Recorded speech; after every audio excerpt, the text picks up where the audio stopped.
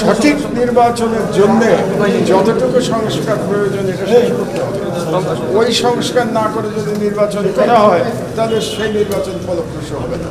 কাজেই সঠিক নির্বাচন, ফেয়ার নির্বাচন, সকলের কাছে গ্রহণযোগ্য নির্বাচনের সংস্কার তো করতেই হবে। যেমন ধরেন একটা এক্সাম্পল দিই, 18 বছর যাদের বয়স হয়েছে তাদের তো ভোটার লিস্টে অংশগ্রহণ করতে হবে, তাদের তো ভোটার লিস্টে নিতে হবে।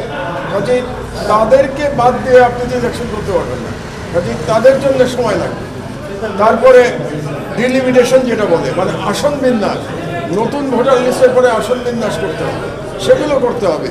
তারপরে প্রশাসনে যদি ফ্যাসিবাদীদের কেউ থেকে থাকেন তাদেরকে না সরাতে পারলে আপনি ফেয়ার ইলেকশন করতে পারবেন না। তো এগুলো একেবারে অতি গুরুত্বপূর্ণ সংস্কার যেগুলো নির্বাচনের সাথে সম্পর্কিত একটা।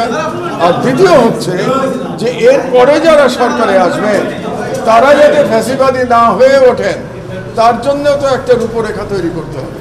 এবং আমি মনে করি এই রূপরেখা সকল দল যারা ফ্যাসিবাদ বিরোধী দল ছিল তাদের সম্মতিক্রমে তাদের মধ্যে একটা আন্ডারস্ট্যান্ডিং হওয়া উচিত, যেটা তারা আগামী পার্লামেন্ট যেটা হবে সেইখানে তারা আইন হিসেবে গ্রহণ করবেন।